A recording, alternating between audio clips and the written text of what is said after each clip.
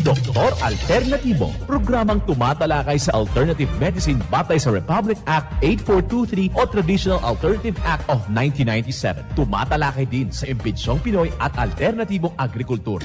Doktor Alternatibo, the expert in alternative medicine, kasama ang award-winning inventor Doc Ed Dilibo, a doctor of ministry and alternative medicine at DOST Scholar. His formula was awarded and recognized by the Department of Science and Technology, Technology Application and Promotion Institute. Nanalo ng second and third prize as Most Outstanding Creative Research and Utility Modem, as anti-hypertensive, anti-diabetic herbal composition, and food supplements that promotes good health during Mindanao Invention Contest and Expo 2009, and finalist during National Invention Contest and Expo 2009.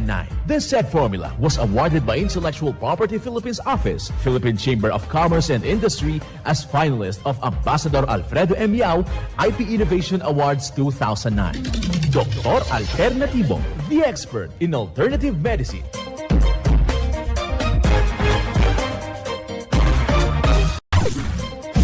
Dr. Alternatibo with award-winning formula ay nagpapatuloy sa advokasya ng alternative medicine and natural healing. Now with Doc Alternatibo, Chief Operations Officer, Mr. Edgar Dilibo Jr., Inventor at Chairman ng Product Information, Education and Communication Committee ng Inventors Association. At sa panguna na rin ng matatag na leadership ng co-founder at inventor, Madam Magdalena Neng Dilibo, Member of the Board of Directors of the Inventors Association. Dr. Alternatibo, the expert in alternative medicine.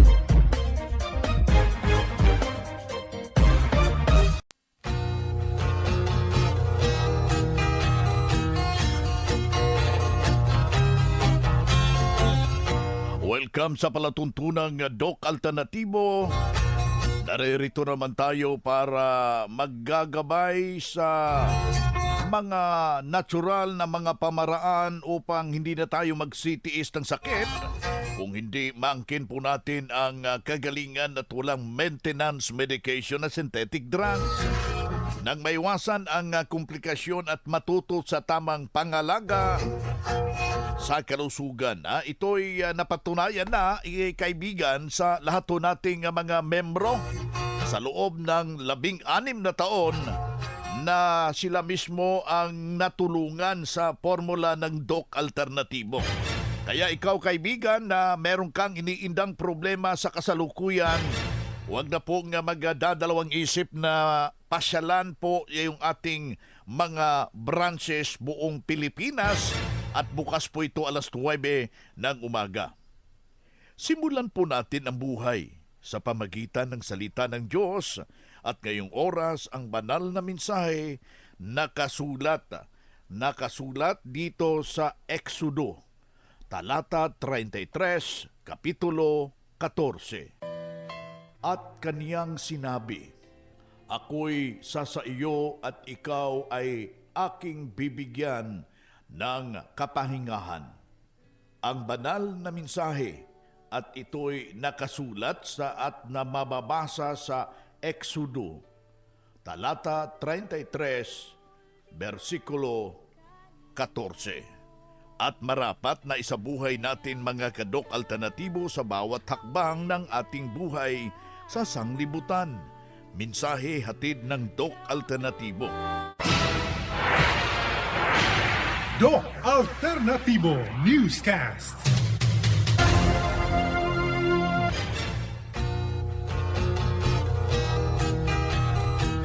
Isang mapagpalang pakikinig sa lahat po nating mga kababayan. Dito na naman tayo sa ating programa upang babahagi po tayo sa mga alituntunin hinggil po sa malusog na pangangatawan. Ating nang nararanasan ito yung matinding ulan. May maraming hong karamdaman na ating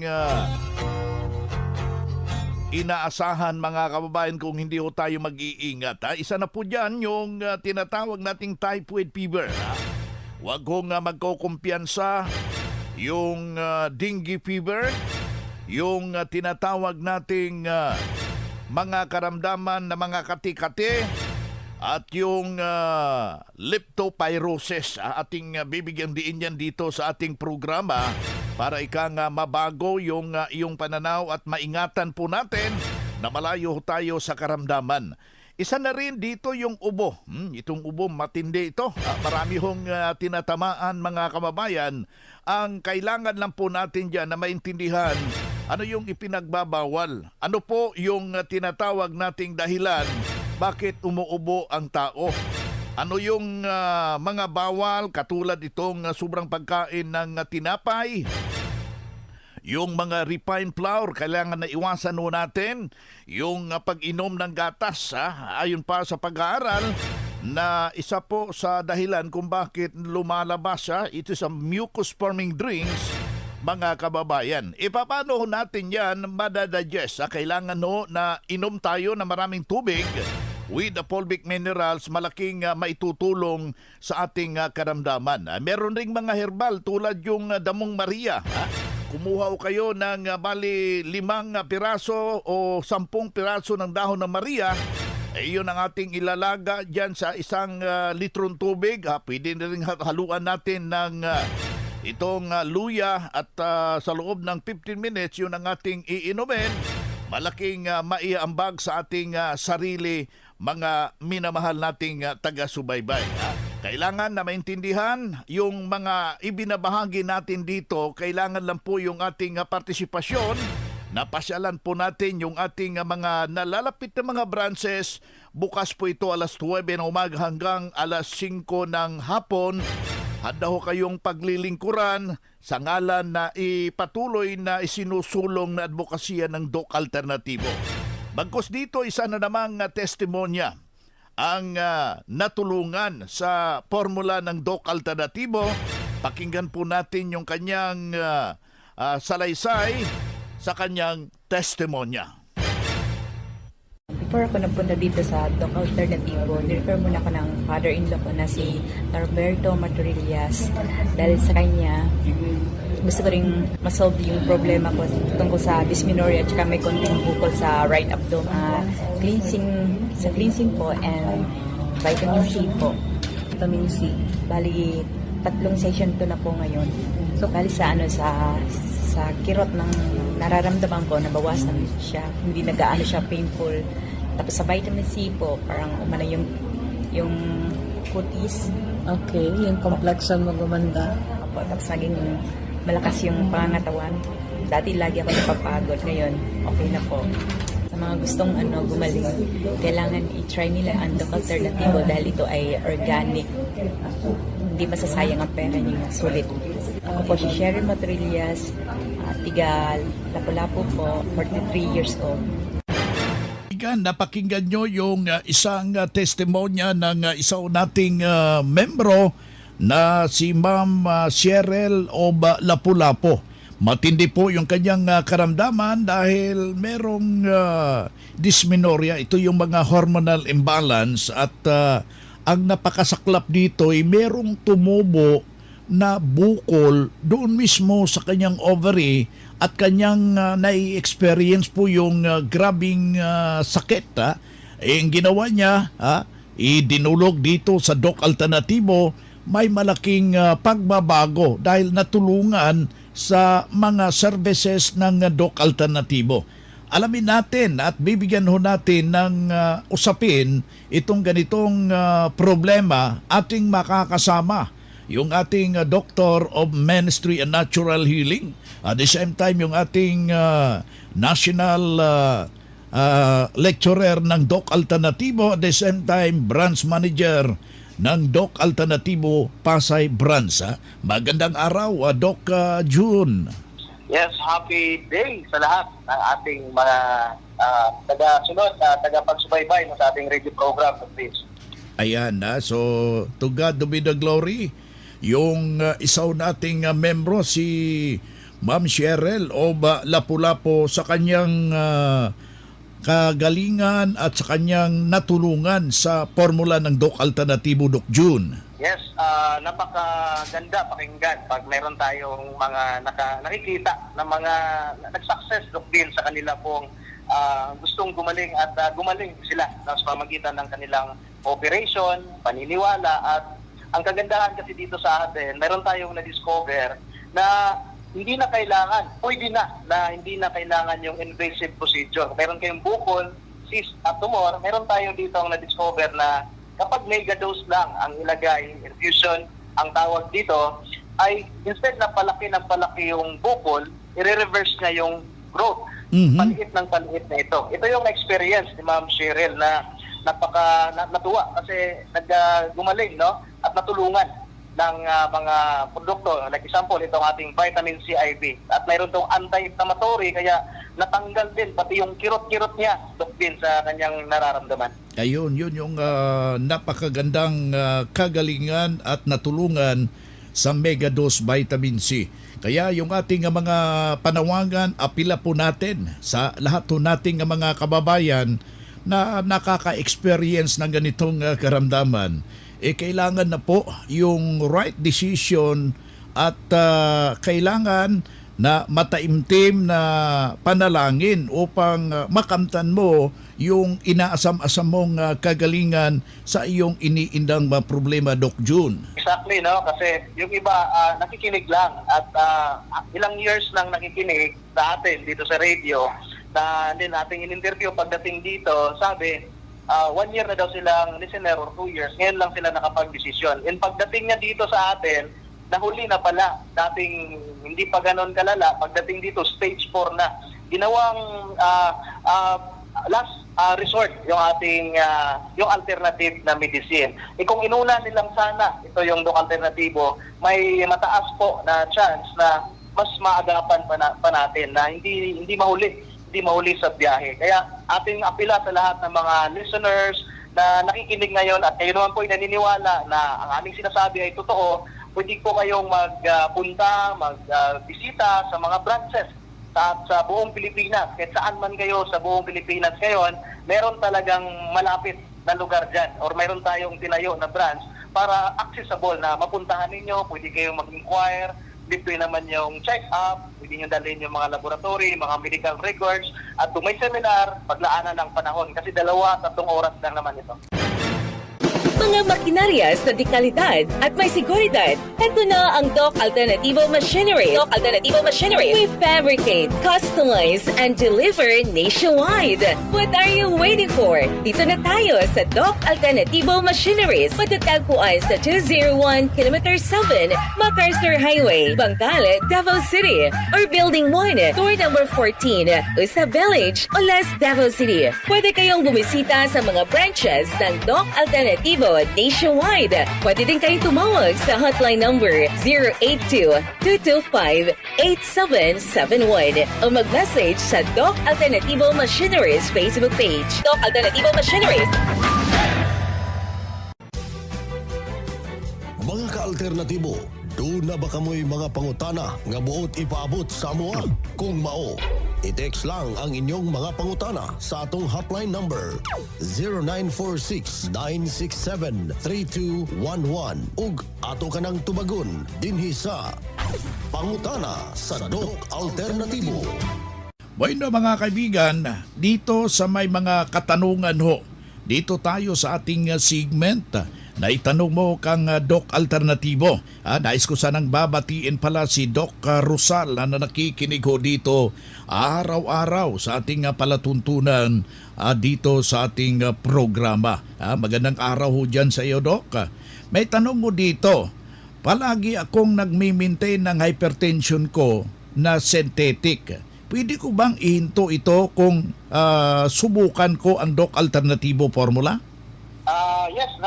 Meron po tayong mga success stories na mga successful na nahinto nila, no, Doc Bill, ang kanilang maintenance na sobrang tagal na, sawang-sawa na sila kasi umabot na ng 10 years at ang kanilang napapansin, bakit hindi pa rin sila gumaling? Ibig sabihin, hindi pala yan gamot, maintenance lang, minimaintain lang po yung karamdaman. That's why merong paraan yan, meron tamang program, may protocol tayo na susundin at kapag high blood kasi, kailangan niya ng tamang exercise, tamang tubig, tamang tulog, tamang nutrition. Kaya hindi lang enough na ihindo nyo. Kailangan may babaguhin talaga tayo, Doc Vin, sa kanilang lifestyle.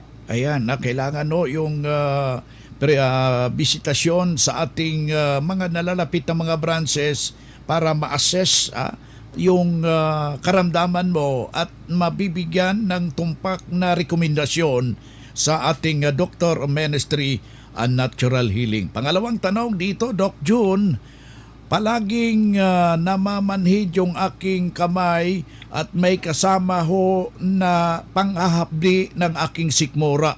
Ano ang magandang solusyon? Ang napakagandang solusyon ay bumisita kayo sa Doc Alternativo. Bibigyan namin kayo ng tinatawag nating fulvic mineral. Ito po ay nakakatulong kasi ito po ay alkaline, no? Nakakatulong to sa mga hyperacidity, yung napaka-acidic, no? Yung inyong pong katawan. Kasi isa yan sa mga sintomas, Doc Vince. Kapag meron na pong mga warning signs na parang tinusok-tusok, kumikirot, at humapdi, hindi yan normal. Yan po yung sinasabi ng katawan na kailangan nating pakinggan na may problema na kayo sa inyong body. So, mayroon tayo ditong mga natural naman to. Wala naman tong, hindi naman to mga synthetic at mga herbal lang ito na nakakatulong po sa inyo. Sabihin nyo lang, no? Yung fulvic mineral, ipatak lang yun sa inyong pong tubig at nakakatulong na ito. Sundin lang ito sa loob ng 7 days. Mayroon tong nutritional healthy diet guide na masundan nyo doon sa branches ng Doc Alternativo. Ayan, kaya napakalaga po yung ating presensya sa ating mga nalalapit na mga branches. Panghuling katanungan dito, Doc, mag-5 araw na grabe ang aking trangkaso. Ano ang magandang solusyon dito, Doc? Ang trangkaso ay isa yan sa paraan ng katawan na para masatin niya na kailangan niyo po ng pahinga. Baka nasubraan kayo sa pagpupuyat, nasubraan sa pagod. So, binibigyan tayo ng katawan na it's time naman na mag-relax muna at saka i-check kung baka napasobra yung pagkain nyo ng processed foods, napasobra yung niluto sa mantika, napasobra yung mga karne. So, at saka yun, na humina yung inyo pong immune system, kaya nagkaroon ng trangkaso. Meron tayo ditong pampalakas, Doc Vince, ng resistensya. Meron tayo ditong 5 capsule na inumin nyo lang ito, even wala pa kayong nararamdaman, pampalakas lang ng inyo pong katawan. Meron tayo ditong spirulina, meron tayo ditong malunggay, meron tayo ditong immune booster, meron tayong sodium ascorbate. Ito po yung mga food supplement na nakakatulong po sa inyo, lalo na pag kayo ngayon ay meron ng trangkaso. Ayan, kailangan lang po natin na maintindihan na yung trangkaso ay hindi karamdaman. May malaki pong indikasyon na mayroong darating na infeksyon. Kaya yan po yung process upang maintindihan mo, kaibigan. Dumalo ka sa mga herbal and holistic seminar, dito yung makakamtan ang naiibang pagtuturo. Si Doc June Halaman, Doctor of Ministry and Natural Healing, ang ating nakasama ngayong araw na ito. Yes, pala si Cecilia Morales Ado, 65 years old, nakatira sa Barangay Kalumpang, Naval, Biliran Province. Okay, maraming salamat, ma'am. At ma'am, pwede po ba naming malaman kung ano po ninyong iniinda ninyong karamdaman, ma'am, ngayon? Ang sa ngayon, yung pananakit ng katawan ko. Oo, pero okay na, kasawa ng Panginoon, na naman ako sa mga hinahaplas ko, kaya yung HA Plus at saka yung Lotopola, talagang malaking tulong sa pangangatawan ko. Maraming salamat, ma'am. At ano po yung produkto sa Doc Alternativo, ma'am, ang madalas niyo pong gamitin at paano po ito nakatulong sa inyo, ma'am, sa iyong kalusugan? Una sa lahat, talagang ang laki ng testimony ko sa about breast milk, kasi yung sa pangalawang apo ko, since na nag-conceive yung anak ko sa kanya, talaga yun na ang iniinom niya dahil medyo sensitive siya nagbuntis. So, wala siya, hindi matake ng tiyan niya yung ibang klaseng gatas. So, in-advise ko sa kanya na mag-take ng breast milk. Sawa ng Panginoon, yun hanggang sa nanganak siya, hanggang ngayon sa baby niya, talagang ma-amaze ako sa product dahil ano yung bata kasi, kung ano-ano nang reseta na milk, kasi yung anak ko, hindi pa gaano nilalabasan ng milk. So, maaga niyang, yung bottle feed ng bata. Pero at least naka-breastfeed siya ng 2 months, I think. Na ngayon, no choice siya talaga to feed niya ang bata. Dahil wala talagang lumalabas sa kanya. Siguro dahil stress sa work, hindi ko alam. Ngayon, sabi ko, ang pedia, inano na kami ng maraming mamahal na mga formula milk, talagang hindi hiyang ang bata. Inilalabas ba niya, sinusuka niya. Buti pa dito na lang tayo sa ganitong gatas. Wala namang maliit lang ba ang nutrient talaga. Ano makukuha sa newly born na baby sa ganun na gatas. I-try mo nga, tanong ako kay Annalisa nga, sa iyo nga, Elias, kung ano ang maganda sa baby, newly born na baby. Yun nga, nag-suggest ka na ganito, subukan mo. Sa walang Diyos talaga, na-amaze talaga ako sa product na, ito, best milk. Hanggang ngayon, 1 year and 1 month na ang ako ko, talagang, ito ang mini-maintain niya, itong gatas na to, itong best milk na to, na, na-obserbahan ko ba talaga, kahit anong ipakain namin sa kanya, hindi talaga yan, sa awa ng Panginoon, hindi yan nakaranas na mag-LBM. Talagang, at saka ang buto niya, ang titibay. Talagang, maano pa talaga sa bata. Kasi, nag-attempt kami na hindi haluan ng best milk lang sa Manila. Ngayon, hindi namin ala ang branch pa doon. Ilalabas niya talaga, isusuka niya ang parang pure lang talaga ng formula milk. Decide ang anak ko na maibalik na lang talaga natin ang mixture niya dati na talagang sa haluan ng best milk. So hanggang ngayon, talagang hindi kami nagpapawala nitong produkto na to, ang best milk talaga.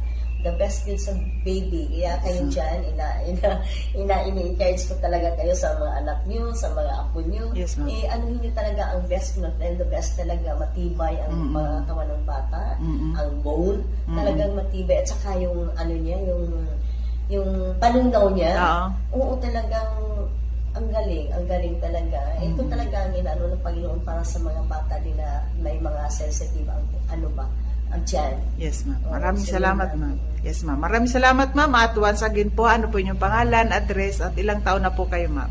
Sa ulitin, ako nga pala si Cecilia Morales Ado, 65 years old, na nakatira sa Barangay Kalumpang, Nabad, Biliran Province. Okay, maraming salamat, ma'am. Maraming salamat din po.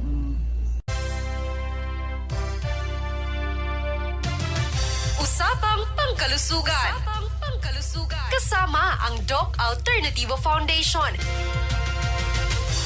Usapang Pangkalusugan. Magandang araw! Ngayon ay pag-uusapan natin ang benepisyo ng seaweeds. Ang seaweeds o halamang dagat at kilala rin sa tawag na lato ay bahagi ng grupo ng multicellular algae. Sinasabing ito ay mas masustansya pa sa mga gulay o halaman na tumutubo sa lupa. Ang maganda pa rito ay hindi ito nalalagyan ng fertilizer o kung ano-ano pang chemical, kaya't ligtas talagang kainin. Ito ay mayaman sa vitamin C, pantothenic acid at folic acid. Mayaman din ito sa B vitamin kagaya ng B1, B2, and B6 na mainam para mapalakas ang ating metabolismo at kaya ring pababain ang cholesterol level sa ating katawan. Pinapaganda rin ito ang pagdaloy ng ating dugo. Mainam din ito na pampalakas ng resistensya para hindi basta tabla ng sakit. Ang seaweed kasi ay mayroong antioxidants na tumutulong sa ating immune system. Nilalabanan din ito ang pagkakaroon ng osteoporosis. Ito rin ay ginagamit bilang herbal medicine para gamutin ang simpleng ubo at trangkaso, pananakit ng kalamnan at arthritis. Nakatutulong din ito sa mga gustong magbawas ng timbang dahil sagana ito sa fiber na nakapaglilinis ng ating bituka. Sinasabing nakatutulong din ito sa pagtunaw ng ating mga kinakain. Mayaman din ito sa iodine, isang mahalagang nutrient para maging maayos ang thyroid function. Kaya't mainam kainin ng seaweed ng mga mayroong goiter o bosyo. Gaya ng produkto ng Doc Alternativo na magnesium ascorbate na ang pangunahing sangkap ay seaweeds, na mainam din para labanan ng stroke, hypertension, hyperacidity. Ito din ay anti-tumor and anti-cancer. Ito ay mabibili sa lahat ng Doc Alternativo branches nationwide. Mas mainam na daluhan ng Natural Healing Seminar ngayong June 22 po, araw ng Sabado, at makakasama po natin ang isa sa mga eksperto sa alternative medicine, Doc Anastasio Halaman. Kaya magpa-register na po in advance at lahat ng dadalo ay makakatanggap ng Fulvic Mineral, libre na din ng one-on-one check-up at marami pang iba. Ang Malolos Doc Alternativo po ay located at kilometer 37 MacArthur Highway, Liza Queen Building, San Pablo, City of Malolos. Para sa karagdagang impormasyon, tumawag o mag-text po sa 0995-845-4753. Mula sa Malolos Doc Alternativo, Melody Masamong para sa Usapang Pangkalusugan. Usapang Pangkalusugan. Kasama ang Doc Alternativo Foundation. Usapang Pangkalusugan. Boy na mga kaibigan, mga kadok alternatibo, dahil limitado ang oras dito sa programa sa radyo, may dahilan na may limitasyon din ang paggabay sa inyo para sa herbal at natural na solusyon sa karamdaman. Daluhan ang naka-schedule na mga herbal and natural healing seminar dyan sa branch para mabuksan ang iyong isipan at mabago ang inyong pananaw sa buhay tungo sa kagalingan ng inyong iniindang karamdaman. Ito ang inyong lingkod, ang inyong kadok alternatibo, nag-iiwan ng isang magandang buhay sa inyong lahat. Doc Alternativo Newscast. Doktor Alternativo, the expert in alternative medicine.